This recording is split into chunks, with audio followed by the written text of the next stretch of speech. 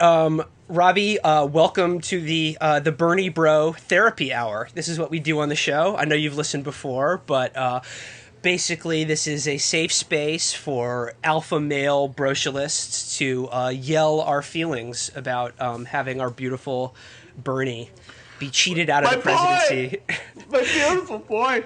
Be Why cheated did they out of do the that to presidency him? by a goddamn woman. How could they do that to him?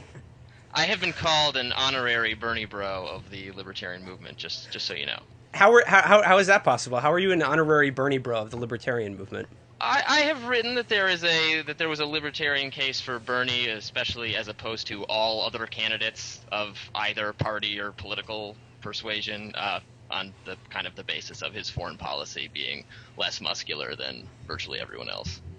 Right, but I saw recently you've hopped aboard the Gary Johnson train. Is that correct? Well, yeah, I mean, now that we have an actual libertarian guy, yeah, I'm not a fan of his terrible lack of charisma when he's presenting his ideas, but I like the guy. Whoa, did you not see the town hall on CNN? That was electric shit. Him and Bill Weld looking like a couple of your uncles getting drunk on the porch. It was riveting. Drunk or high or whatever else, and my expectations for this thing were so low, you would not believe how low they are, and he still did not even come close to meeting them, so I was bummed. Robbie, actually, I mean, the reason we invited you on the show is because a couple weeks back you wrote an article at the Reason blog that cited the show that was sort of based on something that was actually something I said on the show. And this was about the Peter Thiel Gawker case. And the headline of the piece was, "If a left-wing Peter Thiel sued a right-wing Gawker, liberals would cheer. They said so." And I was the person saying so. So that's, I guess I'd like to begin by bringing this up. You write in the piece, if a left-wing version of Peter Thiel was using his billions to fund lawsuits against the right-wing news organizations, some liberals wouldn't utter a word of criticism. Worse than that, they would cheer this development. They're even admitting it. And that's when you get into what I said. And I was responding to a tweet you did stating just that. And I took it to heart, and I decided to admit rather than play along and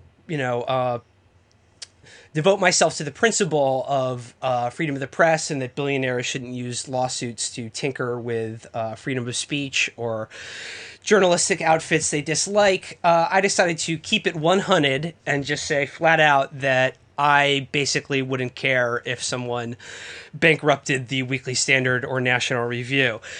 And I will note that my co-host basically disagreed with me. And I guess what I want to ask is, I admitted as I was saying it that I'm being hypocritical. So I have no complaints with anything that you presented in the article, but I guess I just want to ask you, why does this hypocrisy on my part matter in your opinion? Because it seems like a small one to me. I mean, I guess it doesn't matter in the sense that it's your opinion and you're entitled to it, and I think it's a fine opinion, and I applauded your consistency. But I was more talking to my people who read me, people who I interact with on Twitter, who care about free speech and are care about it regardless of which side it's affecting more.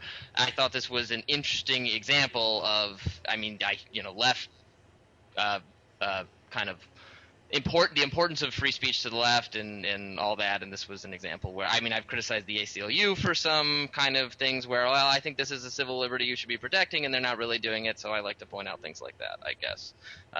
Your opinion, I get what you're saying, and that's fine that, organizations that don't represent your views and that you think are doing bad things, and I have plenty of criticisms of National Review and the Weekly Standard.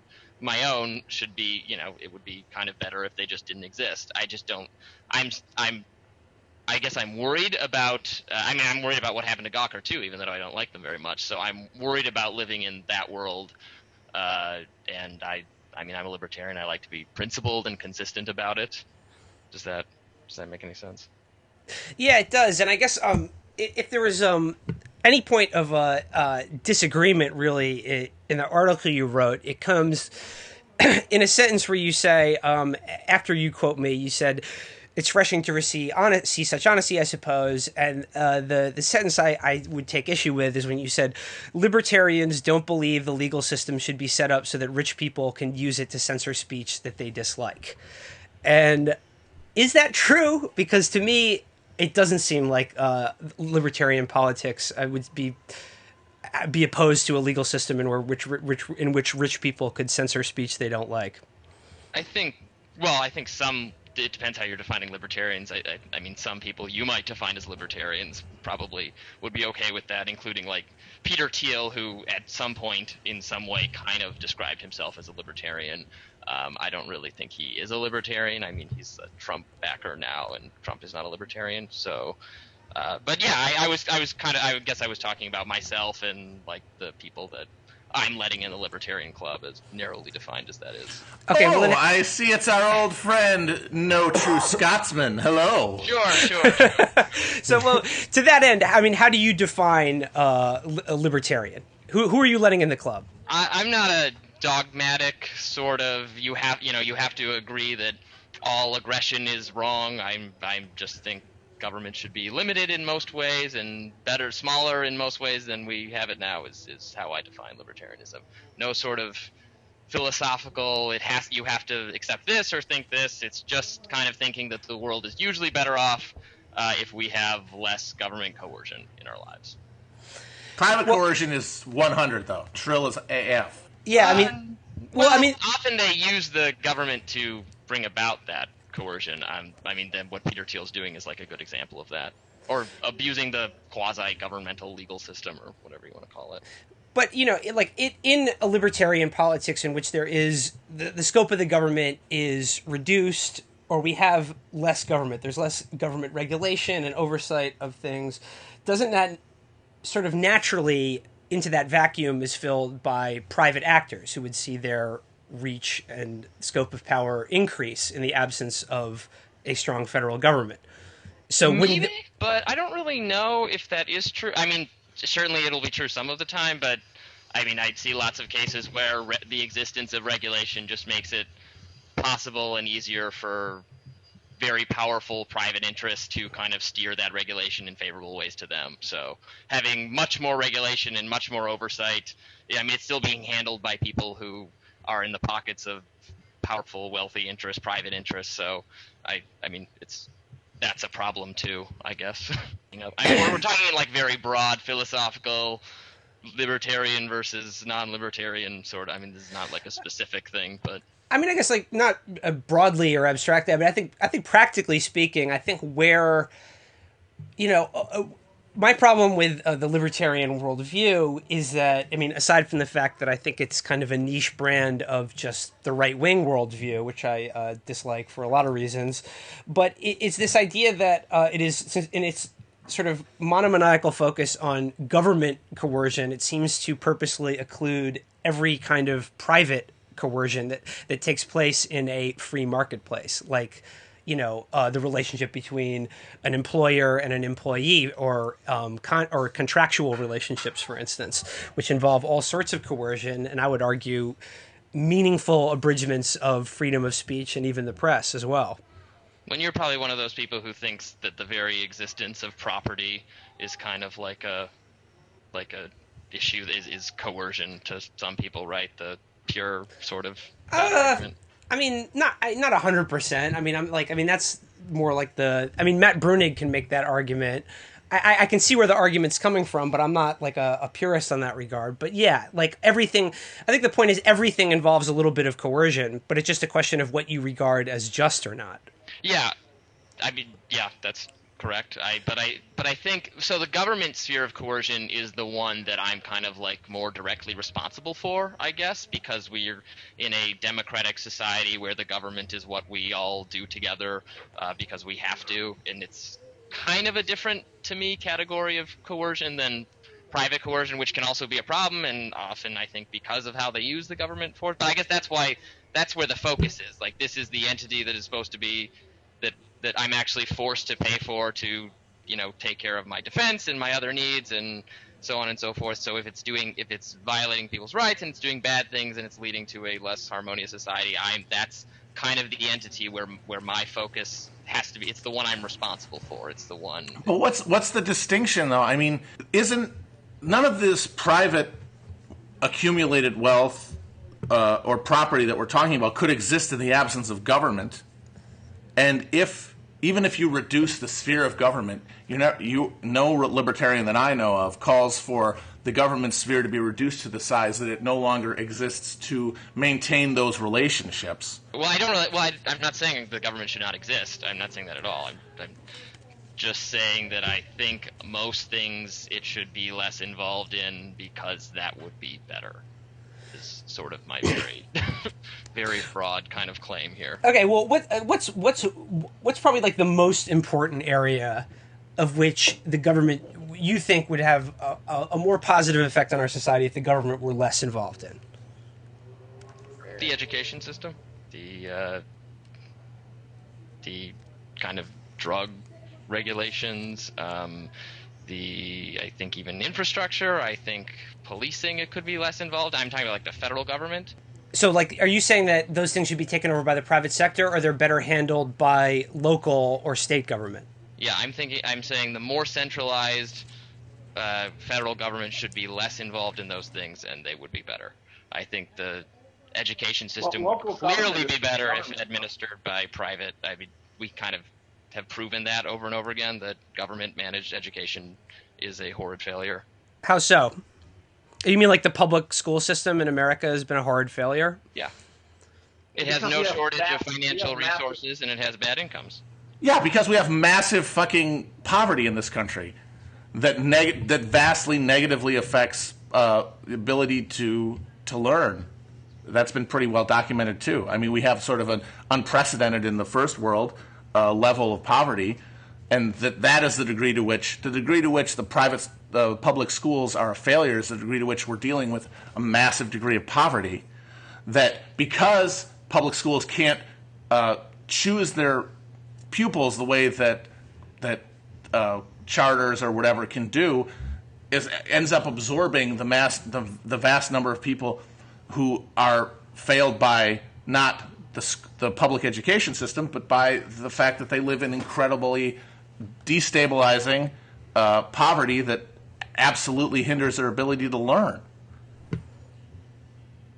I mean, I don't disagree with that. Yeah, poverty is that's a horrible problem that is definitely keeping public schools from being successful, but I think it's also that they're run by bureaucrats that are divorced from any like incentive to do better, and they're being micromanaged by the federal government, and their curriculum is all fucked up now, and it's a disaster. I agree entirely that the curriculum is all fucked up, but I mean, I don't know if we'd agree on like the source of why the curriculum is so fucked up, because to me it seems like it's just all this like test taking shit. I mean, I guess that's a part of Common Core, right? Like these testing standards. Yeah, I mean, Common Core is really bad. Well, and it's forced, so it's changed a lot of schools what they were doing, and now like you were learning algebra, say in 7th grade, well now you're going to learn it in 9th grade instead, but we gave you the wrong textbooks because we didn't understand that's what was happening, and then the standardized test is wrong, and it's giving the algebra exam to the 8th graders. It's just this total sort of debacle, and the Common Core mandated curriculum is like it's very dry, it's very boring, it's very like, I don't know, I think it'll seem like a stupid idea, even the kind of learning philosophy of it 10 years or 20 years from now. No, it seems appalling to me, but I don't like the high stakes testing at all. Good. This is squashing beef. This is what we do on podcasts. If there's beef to be had, we're going to squash it on a podcast. That's why we do this show.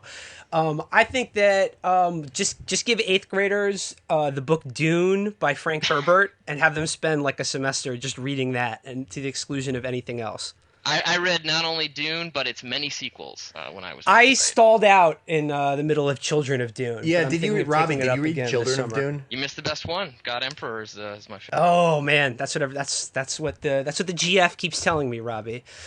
I mean, I don't have a girlfriend. I'm poly. I guess like back to this broader sort of bird's eye view of this sort of left and libertarian debate, and you were speaking earlier about how and why you think a lot of these issues are better handled at kind of a smaller level and I hear this a lot, that that the federal government is so big and unwieldy that things like justice, education, et cetera, are better handled on a local level. And I got to say, I'm always government though. What is this bullshit? Oh, it's a local level. Guess what? That's still fucking government, and state governments are comically corrupt and incompetent. Yeah, that's the idea exactly that they have some sort of superiority over a federal government is just it's kitsch. It's bullshit. Yeah, I mean, if anything, they're far more. It's fetishizing Mayberry. That's nothing to do with reality. Yeah, I mean, Robbie, I'm from Illinois. You could fire probably fucking all of our state legislators out of a cannon and nothing would happen because two dumb fucks, a family of dumb fucks, Michael Madigan and his daughter Lisa, have been running like most of the entire state into the ground for the last 20 years. Like, it's a fucking step backwards. They're these retarded fiefdoms. More state governments are like this than not. And this is my point. I think perhaps not you, Robbie, but I guess like why I'm always skeptical of this line from libertarians is I feel like they want to get these things managed and done at a smaller and smaller levels of government because they're much easier to subvert and control. Like if you make these smaller and smaller fiefdoms, then power naturally accrues to the people who are already most wealthy and powerful within those communities or fiefdoms, right? Yeah, I think that's not always necessarily going to be a bad thing. I mean, if you think that, the people involved at the more local level, again, this is like a very broad discussion, and I like to focus on specific areas where I think the government is screwing it up. But you're going to have, if you're governing at like a smaller level, the people involved in controlling or influencing this process are more invested in the outcome, or they know more about how it should be.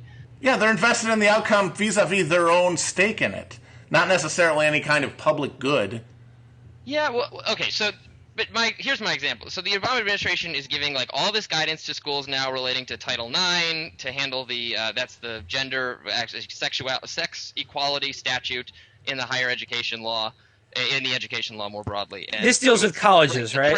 It's colleges and K through 12. So the same law mandating kind of all these sexual assault hearings in college is also doing kind of the trans student locker room sort of thing happening in K through 12. It's all this one sentence statute that very clearly has nothing to do with any of these issues. It just says there has to be sex equality in the funding of education. So now all these schools are going to be trying to like adapt to this sort of kind of like sizable social change that I support. Like I want them to accommodate trans students, but I want like these schools to kind of be able to figure out on their own, and there might be some exceptions, and there might be, well, this is how we're going to handle it and it'll actually be better, but they're just going to be falling over themselves to comply because they feel threatened by the federal government. So you're saying that like some of the some school boards and in areas of the country where the curriculum mandates discussing the nature of Noah's Ark and shit like that are going to be in charge of handling a transition to a trans-inclusive public school system? Well, then you ought to have a federal, like an actual federal law that reaffirms people's basic rights under the Constitution to like equal services and all of that. Isn't that what it's from, though? It's Title IX. Yeah, isn't that what you just described, though? But Title IX actually has nothing to do with gender expression, so like this law, they're going to sue over it and probably win because it's clear that this law actually isn't intended to do that at all. So what is it intended to do?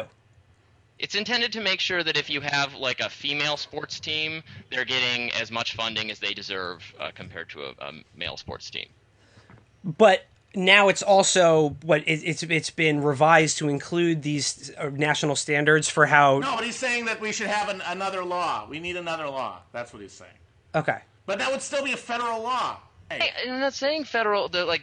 I'm not saying that federal is always wrong. I of course want the federal government to vigorously protect people if they're violating students' First Amendment rights. So you're saying that and you're saying that instead of having a sympathetic Justice Department interpret this thing in a way that deals with the changing terrain of sexuality in schools, we should leave it to the fucking Bang Hill people mutants of the House of Representatives to pass a law before these kids in these schools can feel like they actually can go there and feel like they have their rights protected. So what are you saying? We should just not have a Congress make laws. There should just be like. I'm saying that there is a law in the fucking books that's being interpreted, and it's the idea that this is some sort of egregious overreach, and that's absurd to me. And but they're telling schools that they have to suspend and expel fewer people. They're suspending and expelling too many people, which I think is probably right in a lot of schools. But in some of these schools, they can't even keep order in the classrooms. The kids are acting crazy. They're like beating up their teachers, and the federal government is telling them, we're going to sue you to death if you don't suspend fewer people. Maybe that's right in some cases. I have a hard time believing there's a lot of schools where that's going to even make the educational outcomes for the students even worse. Have you heard of a little place called Rock and Roll High School? Poverty is making it impossible for public schools to function. And okay, congratulations, you have more local control and you can suspend more kids. Does that do anything to address the underlying issue that why these kids are acting out? No, it doesn't. The idea that it's going to make it some sort of educational fucking Valhalla, that's another goddamn fantasy. Yeah, but there are kids there who do want to learn, who are getting screwed over because the schools are terrible and there's no order in them and they can't get the benefits of their education. But the benefits of their education, the thing that could be done to make their education actually worthwhile, the most immediate thing would be to alleviate deep poverty in these areas. And you know what you need to do? You know what you need to do to get that is you need federal fucking action. That's the only thing that's going to make that happen. Federal action to alleviate poverty.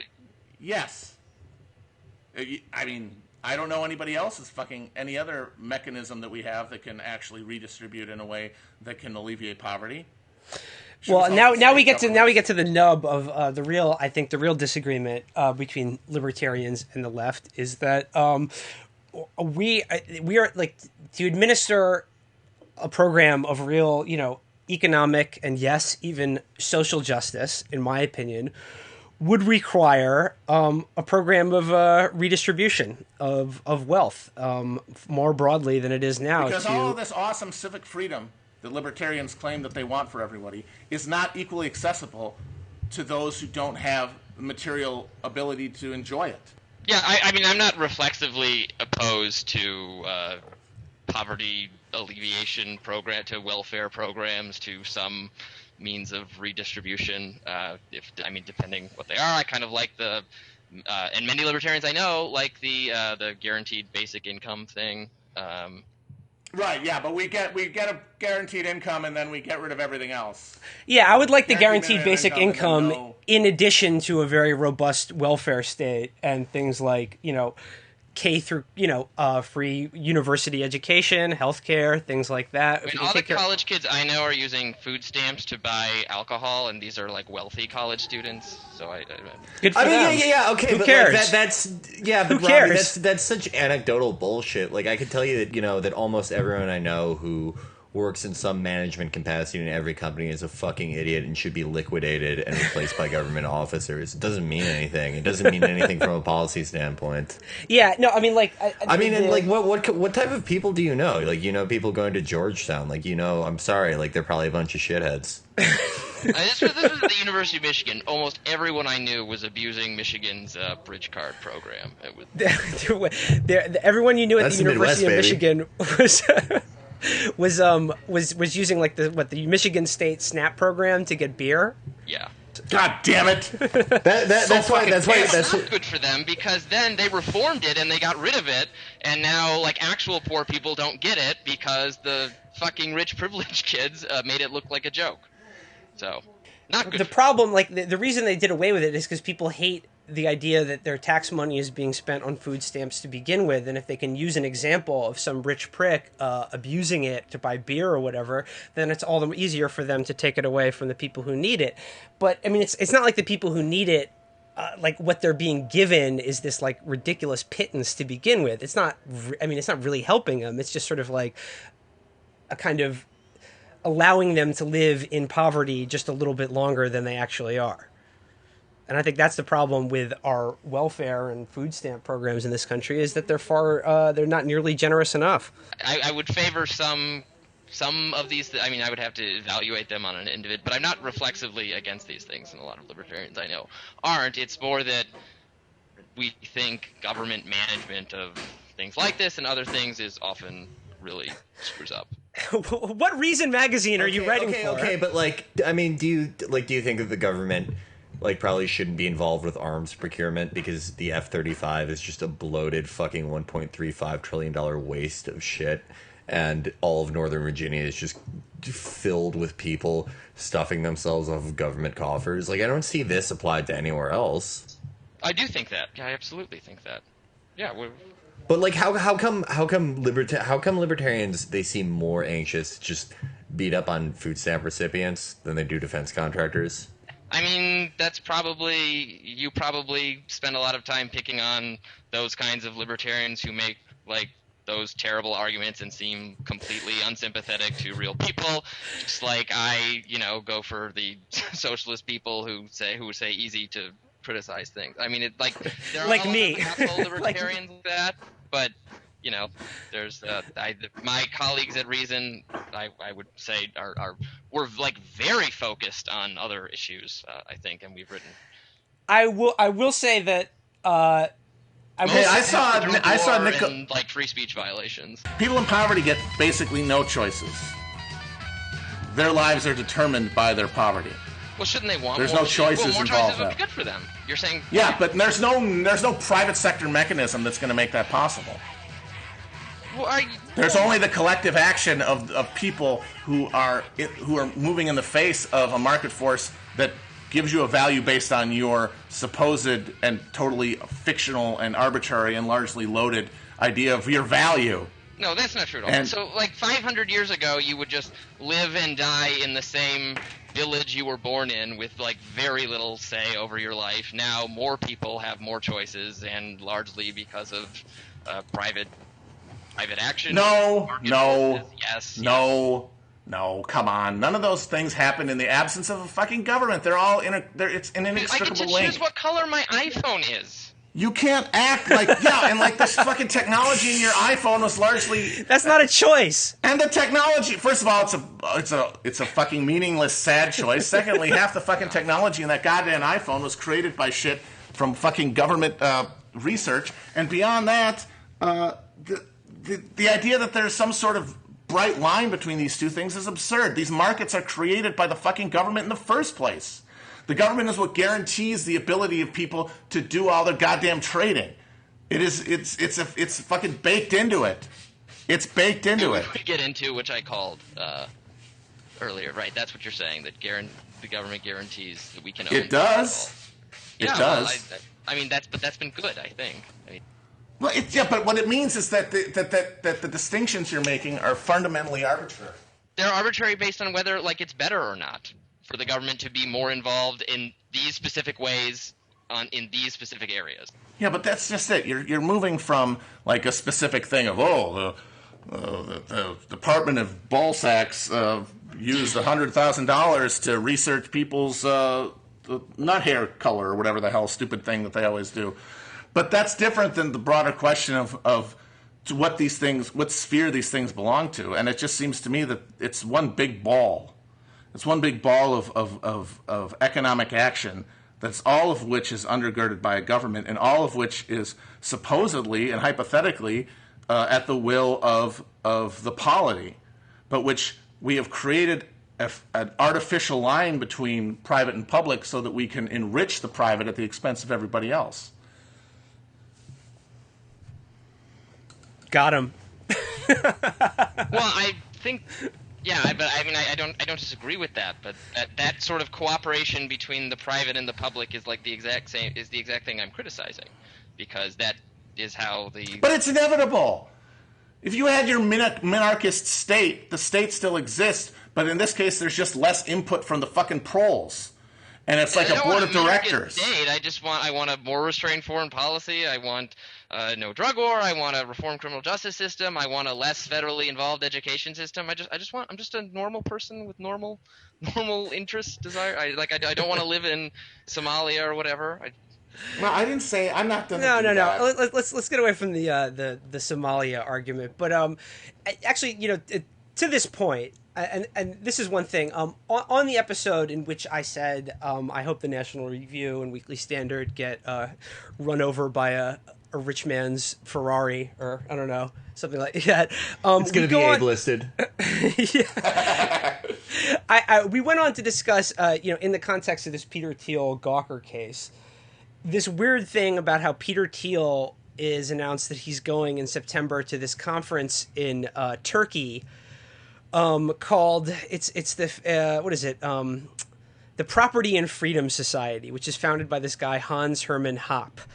And I'm just wondering, now you've already said that you don't think Peter Thiel is a libertarian, he supports Trump, but this guy Hans Hermann Hoppe, he considers himself a libertarian and has been, he's a fellow at the Ludwig von Mises Institute. He's a high-level academic in this libertarian world, and I'm just wondering if you're familiar with him, and if so, what's your take on the Hans Hermann Hoppe side of libertarianism?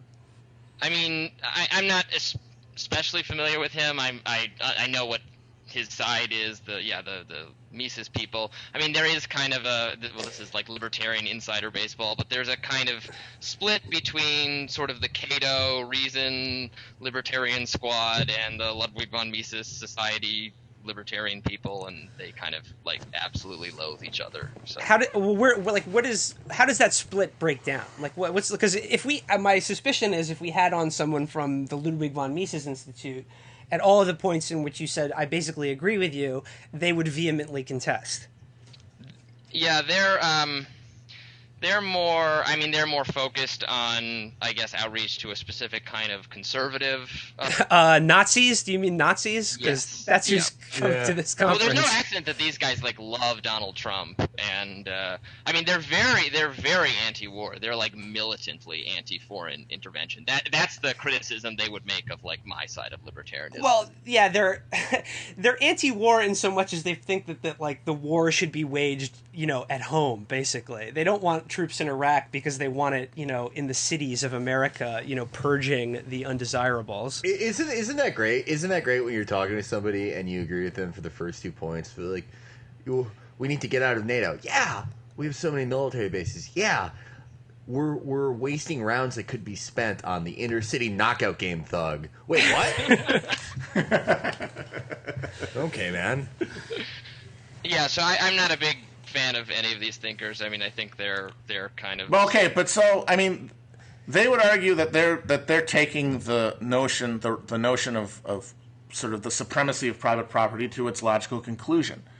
So why do you say, okay, that's not the logical conclusion? Well, because I don't really care about philosophical battles over what is property and what is for these kind of abstract things that don't really matter for actual policy. Thank God for that, because those conversations are fucking unbearable. Okay, I got one question then about the Gawker thing then. Going back to the original point of all of this. And that is, if you've got an ideal media environment, which would obviously be a private one, right, where media enterprises are all privately held, presumably by people of means, that's why they're able to hold them, would they not then be able to exercise censorship on ideas at their own whim? Well, they can exercise, and always do, censorship in their own sort of... you wouldn't have on a neo-Nazi, probably. Well, maybe you would, I don't know. There's probably someone you wouldn't. One of them hosts the show, actually. I don't know. You wouldn't have on Chelsea Clinton or something. I don't know. Hell yeah, we would. Hell yeah, bitch. Yeah, she a dime. I wouldn't have her scrub ass husband on the show. No. Fuck him. But my point is, what are you saying? Of course, we exercise some kind of censorship. I'm saying that a libertarian media environment would have the same issues as the one we have now, where Thiel is able to use the courts to sort of snuff out a thing he didn't like. But what if he just bought Gawker? What's the difference? What's the practical difference? If he just bought Gawker and turned it into, a thing about just a about trains, vanity and a vanity aggregator of stories about ways to like preserve your head in a fucking jar of formaldehyde forever. Did spin his Nowie website about my contributes. I've never actually heard him talk, so he sounds. I mean, yeah, he could do that. That would be terrible, but I mean, he could do that, and it would not be. My concern is that there would be a legal environment where you could be punished for saying things you should be able to say. If he's just gonna do his own thing and punish people, I mean, doesn't threaten the entire world of journalism the same way. I mean, I think what he. But if every journalistic enterprise is owned by the same group of people with similar agendas, doesn't that pose a threat? I mean, yeah, the journalism world is very non-ideal, but I mean, there are more. But hold on a second. There was a time in the recent past in which there were government regulations that enforced things like monopoly laws, especially when it came to media. But certainly in our lifetimes, over the last 30, 40 years or so, it's been steadily deregulated, and now there's about 7 companies that control almost every single piece of media that you come across of a day. Well, at the same time, I have more options for ways to consume news. Then I have more choices. I have more. There are highly specialized websites now that I can get. I have different options just for getting my video game news than I would have had. I think the crux of our disagreement here is that I regard those choices as largely specious, and I enjoy them. I enjoy the internet. I enjoy getting video game news from a variety of different sources. But if it's basically all coming, once you filter to the top of it, it's all coming from the same funnel, the same 5 or 6 funnels controlled by the incredibly wealthy with their own agenda. I don't think it's a really meaningful choice or a meaningful distinction. And for instance, we should use the power, and that we should use the power of the state to break up these monopolies. You think we should use the power Absolutely. of the state to break up these monopolies? Yeah. But but don't you think that would just fail horribly? I mean, that would create that could create something. You want Donald Trump, President Trump, with the power to break up media companies he doesn't like? I can tell you how that would go. We'd have one fucking media outlet to read. It would be Breitbart, and you could watch Fox News and read Breitbart all day if we gave the government that power. I mean, yeah, but can you pause a little bit? Okay, but does it give people running our government? Does it give you pause that we also have crazy people running the media through conglomerates? I mean, what's the fucking difference? It's like it goes back to the same thing. Like, I can say the exact same thing to you. Do you really want Rupert Murdoch to be making all these decisions for all these entities? Well, no, but it's different. I can just not watch Fox News. I mean, that would be different than having to be president and then being illegal to not watch Fox News. Do you really? But hold on. Do you really think that like Rupert Murdoch's influence over like your life or anyone else's life begins and ends with you choosing not to watch Fox News? What do you mean? Like, you don't really think that. You don't really think that like the fucking influence of a multi-billionaire media mogul who is losing his mind because of Australian genetic weakness and blood that his influence sort of begins and ends with your choice not to consume one of his products. I mean, he has tremendous influence over like the policy-making government sphere of things, which I'm also worried about. But what other areas of money? But he also has a huge influence on the views of your fellow citizens. Yeah. Who are making these choices. Well, if they didn't have the power to like run my life, then it wouldn't really matter as much. But he's going to do it then. But hold on, I want to get back to this idea about trust busting or breaking up media conglomerates, and I said I would think the power. I think this is an example in which more state action and regulation is required. And I want to take issue with what you said that, if President Trump were to have that power, we'd be left with is Breitbart. But I disagree. I mean, what I'm saying in terms of breaking up monopoly, it would just sever the control of all these media companies from just 1 or 2 people and limit the number of media companies that like one group of people can own. So I don't think it would end up with just Breitbart. I think it would just create I think it would just break up the number of media companies. I don't think it would limit them to just one if the government said you can't own this amount of sort of vertically integrated or just that pervasive level of media in one market. I think just the opposite. I think just the opposite would happen from what you said about it only having Breitbart or Trump approved news sources be available. I mean, I think that's like the most insanely optimistic case for what would happen if the exact perfect demonopolizing sort of government action that was designed by you, if you had all the power and you did it and it went exactly according to your plan, yeah, maybe it would be great. But we don't live, I mean, we live in the world where the people running the government are insane and they're going to just like retaliate against people they don't like because they're the people running Capitol are insane too. But I guess I feel so horrible decisions. Okay, so why though? Because the people who are running the government that are insane are at least technically, as you said to begin with, you're more responsible for them because you vote, you take part in this democracy. Why do you feel more safe from the insane people who run Capitol, which have even less accountability to you, aside just from these kind of arbitrary consumer? They're accountable to profit and loss. The only way they're accountable to you is through these, like I said, I think largely illusory consumer choices that you make. Well, I think those are more meaningful and they actually are more accountable than like the government is to the voters. But really, have you ever tried to like talk to a private insurance company on the phone? Do you think Eric Prince is accountable for like the massacre in Sadr City, or fucking you get to a certain level, you are just not accountable? Well, yeah, I mean that's true. That's a problem. I mean, again, I'm not saying these are perfect. Like all heads of business are like saintly, wonderful people, and we should trust them with all the authority or anything. But like my concern is that they're going to use the government to make our lives more miserable. Like that's the most horrible thing they can do to us. Isn't it? I mean, they're making people, everyone's lives are getting miserable for, just like, where this breaks down for me is that, like, okay, so when you remove more and more government oversight and power over the private sector, just naturally the private sector gains more power. So I don't understand. It's like, if you have cancer, like, I don't know, kill more of the body. Like, I don't understand why, again, like this distinction between, like, private, wealthy interests use the government to get their way.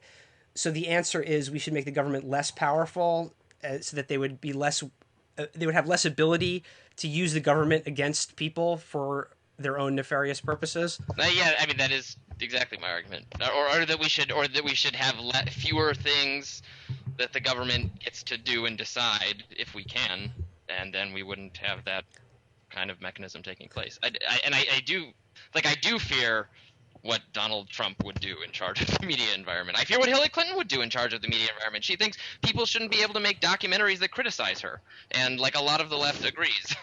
I guess the point is, like, I mean, historically speaking, it just seems to me like examples of when the rights of the people have been asserted over the few and the powerful. It has been the medium through which that is done has traditionally been a strong federal government in conjunction with popular mass movements. That's accomplished what? What did you say that's accomplished? To get that what is essentially accomplished to increase the level of kind of freedom and liberty in the average person's life. That is definitely like civil rights movement, for example. Private people are doing that a lot too. I mean, Do you think we should maybe wrap it up? Yeah, I'm good. Robbie,